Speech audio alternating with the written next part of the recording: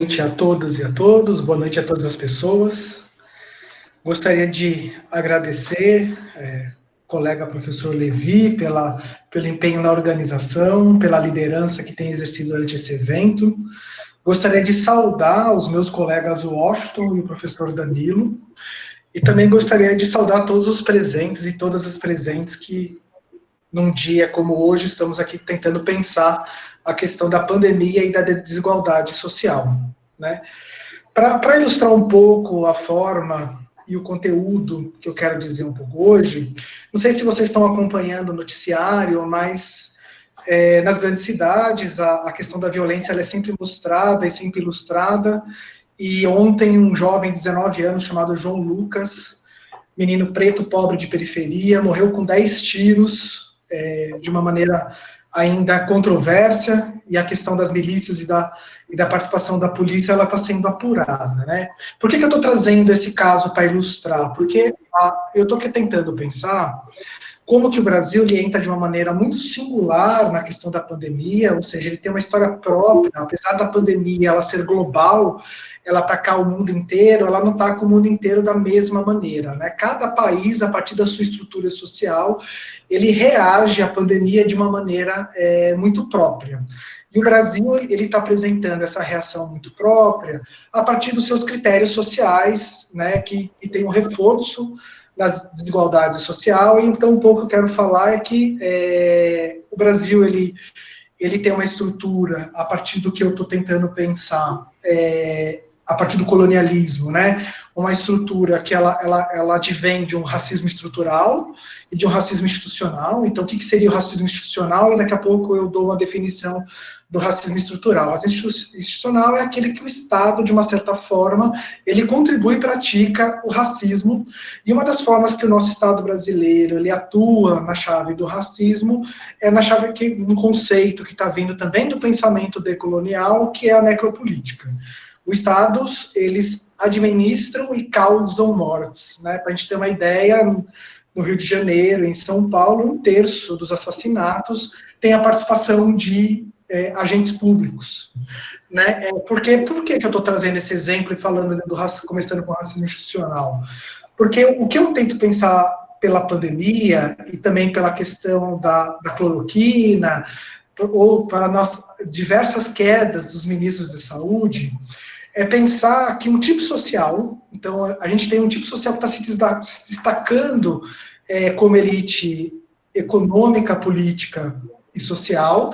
Essa elite, ela tem uma configuração étnica, né, ela tem uma configuração de classe, e ela tem uma configuração de gênero, né?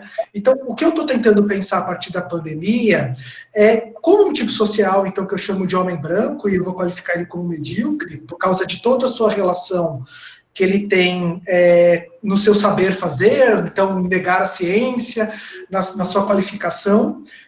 Como é que ele chegou a ser esse destaque, né? Como é que a gente pode explicar, a partir dos processos sociais do Brasil, como esse tipo social, e aí eu não estou só me referindo a figuras políticas, eu poderia citar aqui juízes, eu poderia aqui citar apresentadores de TV, eu poderia falar de professores universitários, eu poderia falar de uma gama, né, que representa esse tipo social, que é o do homem branco medíocre. E o caso do João Lucas, ele é paradigmático, porque, de uma certa forma, esse grupo social ele consegue ser elevado como excepcional, apesar de ser do mais comum, do mais medíocre, porque há uma relação direta, então, entre o que a gente chama de genocídio da periferia, ou seja, a gente elimina jovens que a gente não sabe, nunca vai saber do seu potencial, até onde eles poderiam chegar, em prol de uma gama de um grupo social que tem um destaque agora, né? Então, essa contradição, então, um grupo de homens brancos elevado a excepcional e a forma que nós estamos exercendo uma política pública de segurança nas periferias, elas estão diretamente relacionadas, né? Lembrando que, para aqueles que falam da guerra às drogas e da violência nas periferias, eu gostaria de lembrar que as drogas, elas estão em todos os níveis e contextos sociais, ela está presente nas faculdades privadas, ela está está presente na classe média, na classe rica e também nas periferias, mas a violência específica do seu combate, ela está apenas direcionada a um grupo social, né? Então, na verdade, daria para dizer que a gente tem uma criminalização da pobreza em vez de uma guerra às drogas. Mas estamos falando de pandemia, então eu gostaria de voltar um pouco para... Primeiro eu trouxe o meu objeto de análise, porque eu quero pensar a questão da pandemia, então, e da nossa desigualdade, a partir de uma perspectiva teórica que ela é chamada de pós-colonial e decolonial. Então, o pós-colonialismo, que surgiu ali nos anos 80, e o autor que eu mais vou me referir é o Stuart Hall, principalmente os 2 primeiros capítulos do Da Diáspora, e um livrinho fininho chamado Identidade Cultural na Pós-Modernidade. O pós-colonialismo, ele vai fazer uma leitura da globalização um pouco distinta do que a gente tem das leituras mais economicistas, né? Para o pós-colonialismo e como desdobramento decolonialismo, ele pensa a relação primeiro, colônia e independência, não numa figura de uma ruptura, né? Eu tenho alguma mudança, o Brasil se tornou independente politicamente, aí eu vou colocar esse politicamente independente entre aspas, mas de uma certa forma ele tem um alinhamento subordinado com o centro do capitalismo, né? Então a gente tem uma configuração diferente, mas similar, não é uma ruptura estrutural entre colônia e pós, e também para a gente pensar que o capitalismo e também toda a sua configuração de gênero, então aí pensando as feministas decoloniais e as feministas negras, eu destacaria Djamila Ribeiro, a portuguesa Grada Quilomba, a brasileira Lélia Gonzalez, e esse feminismo decolonial latino-americano na figura da Maria Lugones, e também pensar, então, como desde sempre, desde o início do que a gente chama de sistema capitalismo, a relação entre gênero, raça e classe, ela estava estabelecida. Então, não dá para pensar na acumulação primitiva, para a gente usar, então, jargão marxista, para pensar o período do século XVI ao século XIX, em que a Europa se enriqueceu e tinha uma evasão de dinheiro que precisa ser deslocada para algo produtivo, então isso é um dos aspectos que explica a Revolução Industrial. Não se dá para pensar essa acumulação primitiva, apesar do Marx não ter citado, sem o processo colonial. Né? Não dá para pensar como a riqueza produzida pela Europa sem a exploração das suas colônias, e aí também, quando a gente pensa em exploração das suas colônias, o trabalho compulsório e a diáspora negra, né? Então, uma população africana, ela foi obrigada a se retirar do seu continente e fazer um trabalho compulsório, ou seja, escravo, né? Eles foram escravizados, essa população negra, e esse processo todo gerou riquezas e talvez pensando na ruptura ou não ruptura do pós-colonialismo, talvez ainda faça algum sentido a gente pensar, não mais, então, em trabalho escravizado, mas o trabalho precarizado, né? Então, talvez esse alinhamento do trabalho precarizado, ele interessa alguém e também esteja associado a um racismo estrutural na sociedade, que eu vou falar um pouco mais adiante. Então, não dá para pensar na produção de riquezas dentro do sistema ocidental, né, mais amplo, se a gente falar de racismo, se a gente falar das colônias, né, dessa afluência de dinheiro, de pessoas, de riquezas, de símbolos para o centro do capitalismo, Europa e os Estados Unidos. E também não dá para a gente pensar nessa emancipação, então a gente fala de mão de obra livre, também ali no século XIX, a gente não consegue também pensar essa mão de obra livre, que foi libertada das suas amarras da tradição, para ser implementada e usada na Revolução Industrial, sem a gente falar da opressão de gênero, ou seja, essa mão de obra livre, ela foi predominantemente masculina, e ela só conseguiu trabalhar 10, 15, 16 horas no seu tempo de trabalho, porque ao mesmo tempo, na Europa, a gente empurrou as mulheres, né, obrigou as mulheres a ficarem confinadas no espaço doméstico, que também é um trabalho reprodutivo, ele sim ele gera riquezas, né, eu fico me perguntando se as mulheres, desde o século XIX para cá, e ainda pensando que o tempo de trabalho das mulheres ainda é quase o dobro do tempo de trabalho doméstico dos homens, se as mulheres cruzassem os braços, né, como é que ficaria a produtividade do nosso sistema de trabalho se de repente não tivessem roupas lavadas, passadas, filhos educados, com roupa limpa, e assim vai. Então não dá para se pensar em produção de riqueza e reprodução social do que eu estou chamando de Ocidente, se a gente não articular raça, classe e gênero. E lembrando também, né, que essa configuração de gênero, onde a mulher ficou confinada no espaço doméstico, ela é muito marca da Europa, né? Porque se a gente pensa nas colônias e até hoje, o que a gente pensa como feminino, que é aquilo que é passivo, delicado, que deve ter um trabalho menos laboral, que exija menos força física, isso não foi aplicado com as nossas pessoas do sexo feminino, do gênero feminino, que foram escravizadas no Brasil. Porque então a gente tem esse tipo de clivagem sobre a mulher negra que reproduz dupla opressão, né, não só da raça comum de gênero.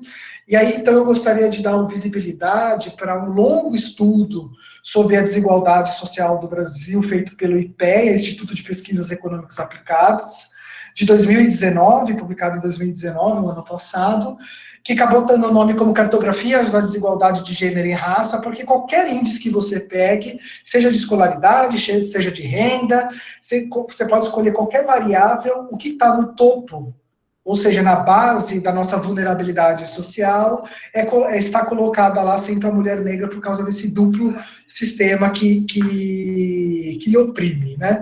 Então, não dá, para mim, né, nessa concepção, de se pensar produção de riqueza no Ocidente, sem a gente levar, então, essas três categorias, raça, classe e gênero, como variáveis importantes. E o que o pós-colonialismo também nos traz, e que nos ajuda a pensar agora a pandemia, é que, apesar da independência dos países ex-colônias, a gente produziu, né, então a gente, Brasil, estou colocando a gente como essa configuração, a gente produziu uma elite que ela é muito mais alinhada a uma mentalidade, a um discurso europeu ou americano, do que propriamente local. E ela é muito mais alinhada a esse discurso de se colocar, então, o próprio país de uma maneira muito subordinada aos interesses desse país e explorar uma parte da população da sua própria nacionalidade, né? Então, quando a gente pensa no pós-colonialismo, a gente tem três níveis: o local, o regional, que seria o nacional, e o global. Então, quando a gente discute globalização, ou seja, processos transnacionais, é interessante a gente olhar, então, como a elite nacional, ou a presença, então, dos presidentes, é muito alinhado a um discurso do centro europeu, e muito alinhado de se tirar direitos da população locais, né, da população local, e tirar direito de uma maneira muito exploratória da questão do aproveitamento máximo da mão de obra desse local. E aí, o que me pauta como interessante, então, quando a gente vai olhar esses países e as pandemias, e a pandemia agora, nesse aspecto mais global, a entrada que o Brasil faz, ela é um alinhamento subordinado aos Estados Unidos. Isso explica muito a nossa posição global, e como essa posição, ela pensa, então, pensando o conjunto da sociedade brasileira, como tendo que desprovir de direitos. Né? Ou melhor dizendo, que quem tem direitos a ter direitos no Brasil, e isso é muito chave de uma mentalidade colonial, é um grupo da população, e isso é cruzado, né, com um racismo que ele é estrutural. Então a gente chega no momento de definir o que é racismo estrutural. Já definiu o que é racismo institucional, né? Então, como o Estado ele contribui ou seja, o Estado tem práticas de segregação racial, e aí ele tem dois pilares: as políticas de segurança pública, que eu falei um pouco a partir do João Lucas, e aí a educação, que eu vou falar daqui a pouquinho, um pouco o papel da educação, e o Estado nessa promoção desse racismo estrutural, institucional. E aí também a gente tem, então, o racismo estrutural, que ele é uma forma de mentalidade que prescreve comportamentos. Então, nesse sentido, ele é uma lógica social que produz clivagens, onde o homem branco, né? Vocês estão me vendo de maneira clara por causa da internet, eu, homem branco, sou selecionado e privilegiado dentro de uma população não branca, né? Então, vamos incluir os indígenas, população trans e outras minorias nesse debate do racismo estrutural. Então, o racismo estrutural não é necessariamente eu sair xingando pessoas por aí, com nomes ou fazer ofensas racistas, né? É importante, então, a gente lembrar, então, que o racismo ele é uma lógica social que prescreve comportamentos. Então, quando tiver uma seleção de empregos, eu serei eu terei vantagens em detrimento de uma parte da população pelo meu simples fenótipo. Então, está na lógica das mentalidades que prescreve. Então, quando eu entrar numa loja, ninguém vai achar ou desconfiar de que eu vou roubar alguma coisa.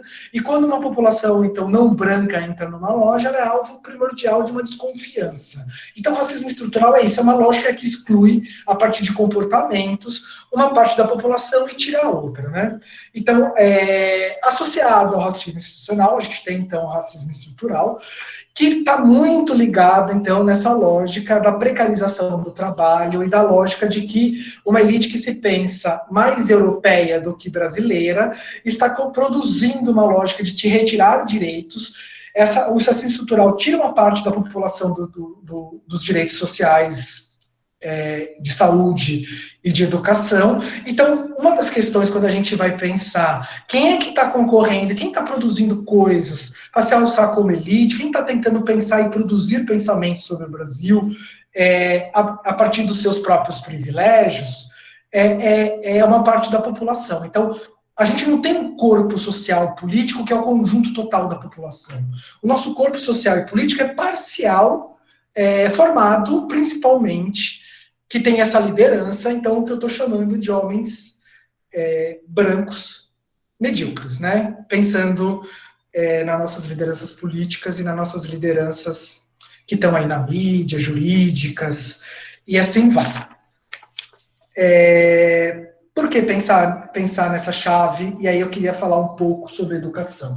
O que a gente mais está percebendo agora, principalmente na lógica das substituições dos ministros da saúde, que são todos homens brancos, é uma lógica de um certo anticientificismo. Quer dizer, essa parte da população, ela consegue, de uma maneira muito pragmática, excluir todo um pensamento científico e colocar ao longo prazo, na sua visão, uma mentalidade que lhe é própria, né? Então, como se a sua vontade fosse a relação da sociedade, de todo o conjunto da sociedade. Como se a relação que eu tenho dentro da minha cabeça de pensamento de causa e consequência, e aí eu consigo descartar toda uma produção científica, essa relação de causa e consequência da minha mentalidade, eu vou chamar então de dogmática, eu acredito que ela seja verdade, se ela é verdade para mim, ela tem que ser verdade para o mundo, eu tento aplicar em toda a realidade, custe o que custar, né? Então eu tenho uma produção desse tipo social que ele é negacionista sobre a pandemia, no primeiro momento, e agora ele é anticientificista, ele mostra suas caras como totalmente anticientificista. Então eu tenho que encontrar alguém, nesse caso o ministro da Saúde, que reverbere um modo de pensar o mesmo que eu, mesmo que isso seja contra todas as evidências científicas. Eu gostaria de abrir um parênteses, porque quando a gente pensa em ciência, apesar da gente não problematizar isso em nenhum nível educacional de uma maneira consistente no Brasil, quando a gente pensa em ciência, a gente não está falando em produção de verdades, a gente está falando em produção de saberes, né? A gente tem uma epistemologia, ou seja, uma forma de conhecer a realidade a partir da ciência, principalmente a partir do pós-guerra, 1945 adiante, que relativiza que a ciência é aquela que vai descobrir a verdade sobre o mundo, mas ela tem um saber que tem um índice que precisa ser demonstrado, e um saber que tem mais validade por causa de toda uma metodologia de demonstração do que outros saberes que trabalham apenas com uma relação que aquele pensamento é a verdade sobre o mundo. Então, por isso que a ciência ela vai se transformando ao longo da década e, de uma certa maneira, uma vai refutando a outra, apesar de que, em muitos casos, elas sobrevivem de maneira simultânea. Então, eu não sei se temos engenheiros aqui, mas eu poderia dar o exemplo da física newtoniana, né? Toda a engenharia nossa, que segura as nossas pontes, ela é baseada numa engenharia newtoniana, não sei se a gente lembra do nosso ensino médio, enfim, mas é um cálculo ali da velocidade, da densidade, mas aí quando vem, por exemplo, uma física como do Einstein, do relativismo, de uma certa maneira, ela tenta, o relativismo quântico, ele relativiza as premissas básicas da física newtoniana. Uma nega a outra. Mas para determinados contextos e para eu estabelecer determinado tipo de critérios de demonstração, um saber é mais utilizável do que o outro. Então não se trata de estabelecer qual é a verdade mais verdadeira, mas sim qual saber ele tem um pragmatismo e uma validade para aquele contexto a partir de demonstrações que é empírica. Então, por que eu estou falando tudo isso? Porque eu quero falar de educação do Brasil também e a sua relação com o anticientificismo que se mostra durante a nossa pandemia. Porque, para mim, uma das causas principais para que esse grupo pense dessa maneira é porque a nossa educação ela tem um modelo dogmático de exercício de ensino. Então, outro parênteses, rapidamente, espero estar sendo claro, a partir dos anos 70, ou seja, na ditadura militar, há uma transformação das políticas educacionais. Antes da ditadura militar, a gente tinha um modelo que eu vou chamar de liberal, ou seja, que pensava-se comunidade, um modelo que se pensava a escola para exercício da cidadania. É verdade que até os anos 60, uma pequena, muito restrita da população tinha acesso à escola pública, mas era um modelo de ensino que ele não estava associado ao mercado de trabalho, à qualificação de mão de obra e etc. Era um modelo de ensino, então a gente está falando ali de 45 a 64, de uma abertura democrática após a era Vargas, que vai de 30 a 45, de um ensino que se pensava em promover o exercício da cidadania.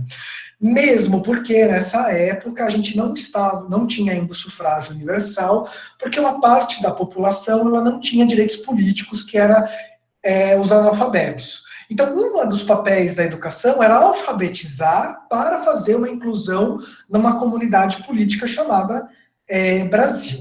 A ditadura militar ela interrompe esse processo, né, esse processo de pensar a educação como inclusão de cidadania e a educação como se pensar como o processo político e como votar e etc.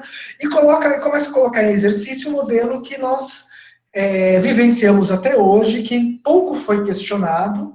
Então, é interessante que os dois pilares do racismo institucional, enquanto modelo de prática de exclusão, não foram ainda questionados de uma maneira muito séria no nosso período pós-ditadura ou de abertura democrática, que é, então, que eu falei, a política de segurança pública. Pouco se questionou a relação da polícia e a prática dela, inclusive, não sei se as pessoas sabem disso, mas nos países desenvolvidos, a polícia ela não é militarizada, né? Não significa que ela não ande armada, mas a lógica da polícia é de ser integrada àquela população. Então ela tem toda uma lógica de treinamento que leve ela a pensar o meio onde ela vai se inserir como parte dela. Nossa polícia é militarizada, a gente tem poucos países no mundo com que a polícia é militarizada, então eu poderia dar exemplos e a gente vai ver que são todas ditaduras militares, ou onde tem a presença militar, como Cuba, Coreia do Norte, Mianmar, Singapura, são todos países onde a polícia é militarizada. Então, no pós-democracia, a questão da segurança pública ela foi quase nada mexida, e um outro pilar que foi então implementado também na ditadura militar ali, apesar que a nossa política de segurança pública ela tem um aprofundamento histórico muito maior, desde que o Brasil é república, né? Mas o nosso modelo educacional ele foi implementado ali no final dos anos 70, da ditadura militar. Esse modelo ele foi baseado em uma competição. Então, antes a escola era pensada as salas de aulas enquanto comunidade, todo mundo andava junto. Se um aluno estava com alguma dificuldade, problematizava-se que a sala inteira poderia estar com dificuldade. Agora a gente tem um modelo, então, que os alunos competem de si, ele é conteudista, o conteúdo ele é exterior à percepção dos indivíduos, ele é pragmático e toda a concorrência escolar ela é levada para se pensar o acesso à universidade. Então, eu lembro aqui que, por exemplo, lá em São Paulo, onde eu tenho maior referência, porque eu morei lá durante muito tempo, o vestibular da FUVEST foi o primeiro dele de 1978, que é nesse mesmo contexto que está se pensando esse modelo educacional, que ele é levado a uma concorrência. A educação para de ser pensada em si mesma e ela passa como um meio, um trânsito onde aonde eu devo chegar, né? O trânsito aonde eu devo chegar não é um conhecimento, um saber, uma prática, uma ética sobre a minha vida, mas sim o acesso à universidade.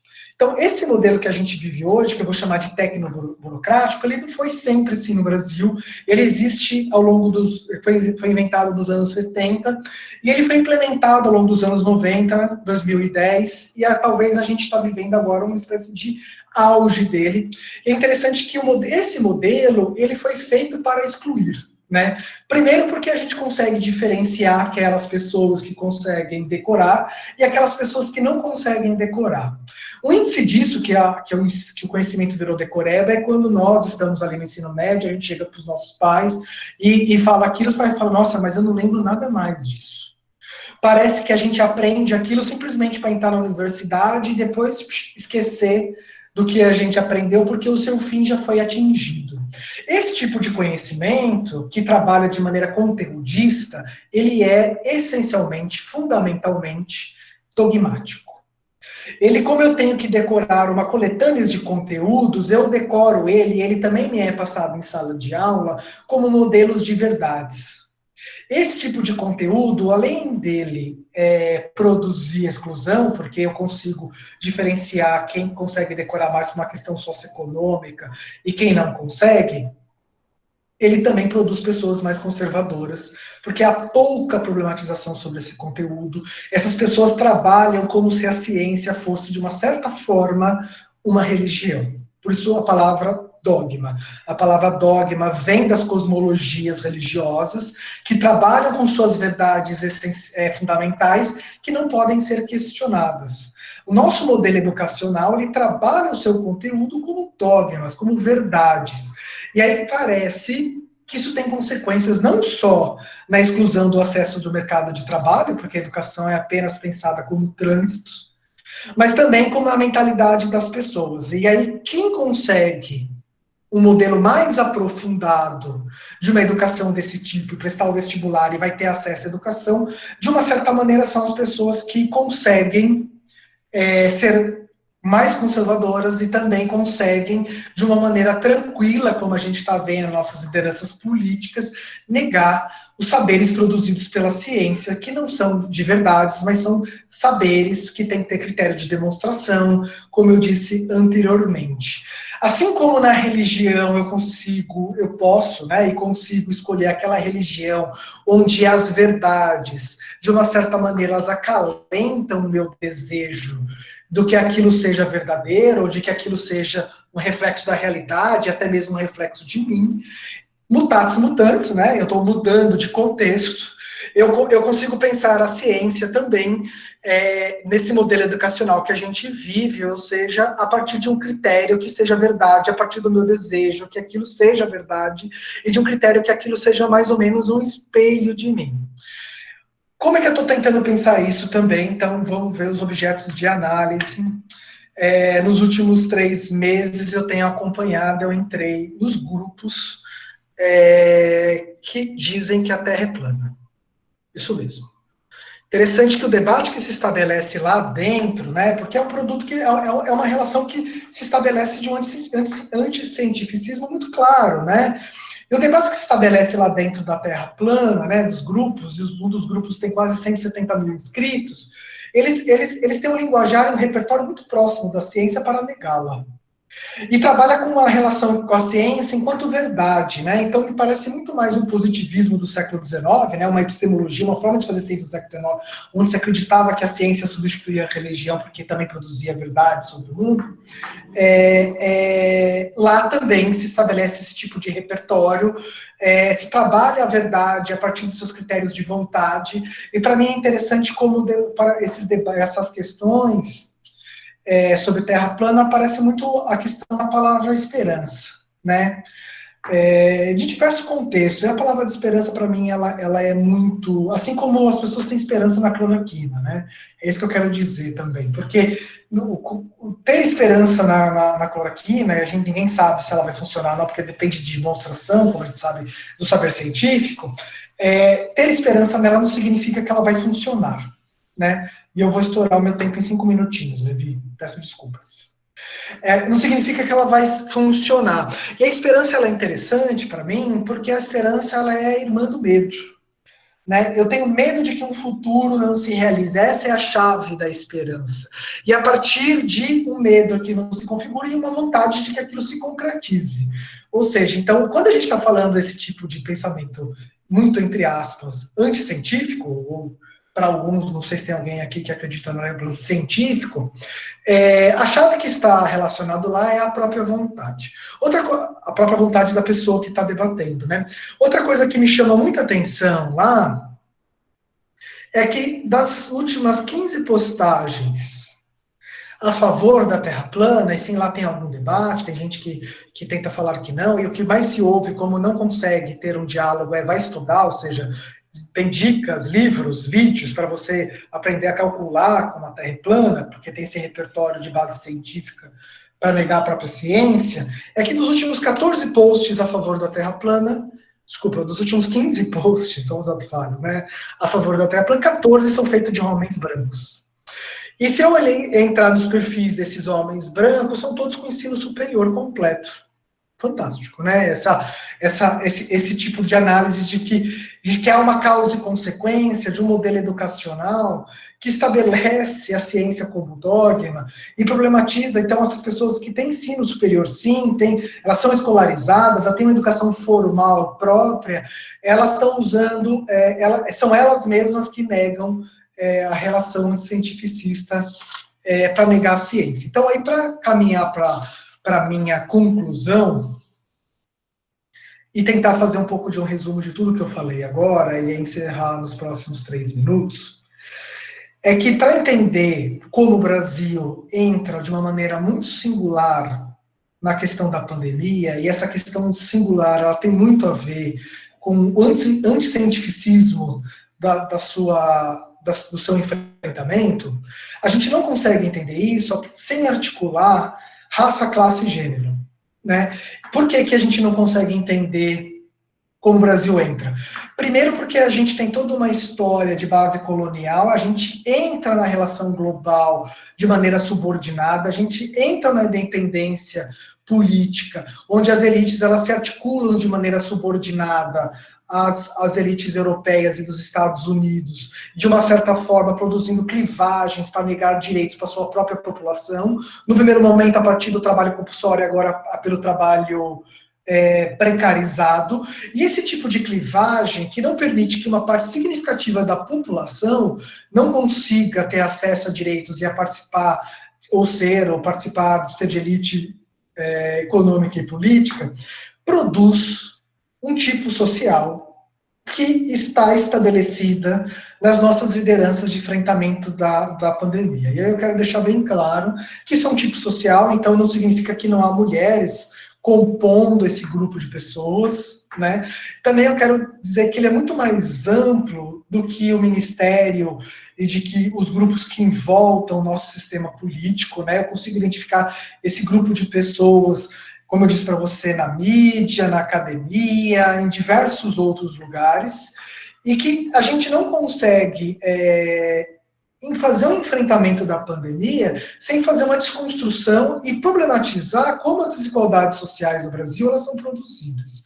Enfrentar a pandemia é também desarticular o nosso modelo desigual de sociedade. A gente não consegue fazer uma coisa sem fazer a outra. E aí, já para concluir no último minuto, né, tem se tornado explícito, a partir da pandemia, a relação entre morte e crescimento econômico. Né? Primeiro, ele está explícito agora, mas ele sempre esteve presente. Né? Quando a gente fala de ajuste fiscal, então aí a gente, desde meados de 2016, e se fala que para o Brasil ter crescimento econômico é necessário tirar dinheiro da educação e da saúde, está lá nas entrelinhas que as pessoas vão morrer por causa disso, e está lá também nas entrelinhas que as pessoas que vão morrer elas são improdutivas. Certo? A partir desse critério do nosso racismo estrutural. Só que a pandemia, ela traz isso de uma maneira muito mais clara, o discurso está aí, está dado. E parece que a gente não tem uma saída, a gente falta um imaginário dentro, inclusive, dessa bolha de homens brancos medíocres, falta um imaginário de uma saída. Parece que ou a gente pensa em morrer do vírus ou morrer por falta de crescimento econômico, e é claro, se fosse como se esse crescimento econômico fosse gerar milhões e milhões de empregos e fosse inclusivo, que a gente sabe também que não é o caso. E aí eu quero dizer que a gente tem que pensar em outro modelo ético. A ética não é utilitarista de economia e morte, e que eu prefiro pensar numa ética da vida, e que essa da ética ela tenha como pressupostos a liberdade, o livre pensar, a diversidade e assim vai. E a gente tem que pensar em como politizar o Estado, onde a gente produza, então, um corpo social e político que esteja para além desse modelo de cruzamento do racismo, dos nossos racismos, e da nossa lógica necropolítica, ou seja, do Estado gerenciar algum tipo de morte dessas pessoas, e de se pensar que crescimento, ou a gente escolhe morrer de fome, ou a gente escolhe morrer de vírus, e que para isso eu prefiro que tenha um Estado intervencionista, um Estado que pense em resguardar a dignidade da vida de todo mundo, e que para isso a gente tem que pensar numa outra lógica tributária, e que o Brasil é um dos únicos países que tem uma lógica tributária regressiva. Então, se a gente olhar quem mais paga imposto nesse Brasil, por incrivelmente, é a sua base, é a mulher negra, e não a elite branca, né, de homens brancos ricos. Então, a gente tem que pensar um modelo tributário que consiga financiar o Estado. Então, tem várias propostas, eu gostaria de dar visibilidade para a proposta dos sindicatos dos auditores fiscais. Então, os auditores fiscais são aqueles que estão pensando os impostos no Brasil, são as pessoas que trabalham no imposto de renda do Brasil. E eles têm uma proposta de mudar a nossa chave de tributação e de logo de cara tributar 0,3 parte da nossa, 0,3% parte da nossa população, são as pessoas que pagam menos imposto no Brasil, são as pessoas que ganham mais de 1.200.000 reais por mês, e que de chave, assim, se a gente conseguisse tributar de uma alíquota mínima de 1% dessa população, a gente já tinha um ganho para o Estado de 260 bilhões. Então, eu sou, sim, favorável para a passagem do coronavírus e da pandemia, uma renda universal mínima, financiada por uma tributação por pessoas que não pagam, mal pagam imposto, que ganham mais de 1.200.000 reais, uma renda universal mínima para todo cidadão brasileiro de R$ 1.000, que é conta simples de ser feita nesse caso, e que eu prefiro um modelo de vida e de ética de Estado que resguarde a vida a partir da liberdade, do que um modelo ético que se pense produtivista e utilitarista, economicista e assim vai, onde estabelece uma relação entre vida e crescimento econômico. Estourei em 7 minutos a minha fala, espero ter sido claro, estou aberto a críticas, sugestões para me ajudar a pensar toda essa relação, e eu passo a palavra para você, Washington.